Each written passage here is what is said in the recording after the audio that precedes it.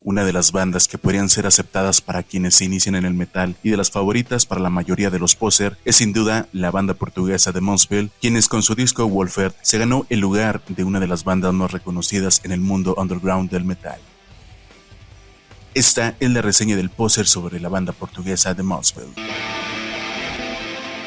Para quienes son expertos en el género, conocen su etapa inicial en donde inició con influencias de black metal, pero siempre con el conocido estilo folclórico, algo que se notaba con la primera banda Morbid Good, en donde lanzaron el demo Serpent Angel, y gracias a él obtuvieron un contrato con la compañía Adiposer, con el que grabaron el sencillo Wolves from the Fog y el demo Ano Satan, ya con el nombre de Muspel.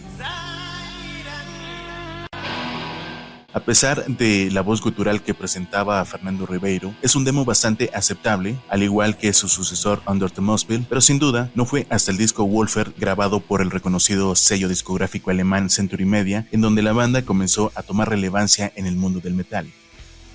Un disco en donde los arreglos musicales marcaron un estilo que es conocido por cualquier metalero y que podría decir con seguridad que sería aceptado por cualquier poser, pues me atrevo a decir que fue el primer disco de la banda que escuché gracias a un cassette que me prestó un compañero de secundaria hace muchos años.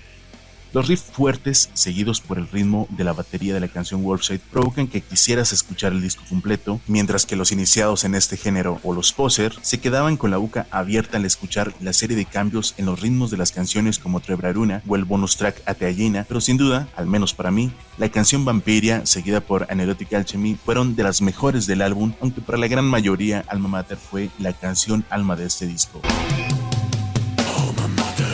En un intento de obtener el mismo éxito que Wolfert, fue el que realizaron con el disco Religious, pero no pudo igualar musicalmente a su antecesor, aunque reconozco que canciones como Mephisto y Opium mantienen su toque musical. Para el disco doble de Second Skin se comenzó a notar el cambio de estilo musical de la banda, con 3 canciones que fueron interpretadas por Fernando Ribeiro con un tono melancólico y con un toque de poesía, en donde a mi gusto echaron a perder la canción Anerotic Alchemy en la regrabación. Pero sin duda, lo interesante de este álbum fue el segundo disco en donde interpretaron los principales éxitos en vivo. El cambio radical en el estilo musical se vio en los discos posteriores Sin y Pecado, así como The Butterfly Effect, en donde definitivamente no tuvieron el éxito que se esperaba. Ya para el año 2001, con la llegada del álbum Darkness and Hope, en donde regresó a los reflectores en Europa, logrando llegar al puesto número 79 en la lista de ventas en Alemania, logrando de esta manera ser la banda principal en tocadas, pues anteriormente eran teloneras de bandas como Creator, Catatonia, Kiss, Manowar, entre otras. Incluso en festivales realizados en México me tocó ver su nombre que aparecía en letras demasiado pequeñas. Fue gracias al disco de Antídoto en el año 2003 donde logró el puesto número 9 en Portugal, iniciando una gira por Estados Unidos junto a Cloudfield y Tape O Negative, mientras que en Europa compartían el cartelón con Lacuna Coil.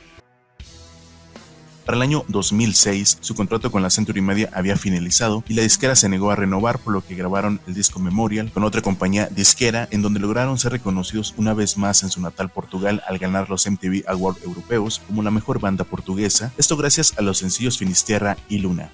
En el año 2007, Fernando Ribeiro decidió revivir los primeros demos de la banda y Muspel ingresa a los estudios para grabar el disco Under Satan, que es una mezcla de los demos de Ano Satan y Under the Muspel. Del año 2008 a la fecha, Muspel ha grabado distintos álbumes, ahora bajo la dirección del sello discográfico Napalm Records, en donde tiene influencias marcadas de Tape O Negative al tener una atmósfera más melancólica, algo muy distinto a lo plasmado en canciones del disco Extinct, en donde mezclaron notas de death metal y metal sinfónico.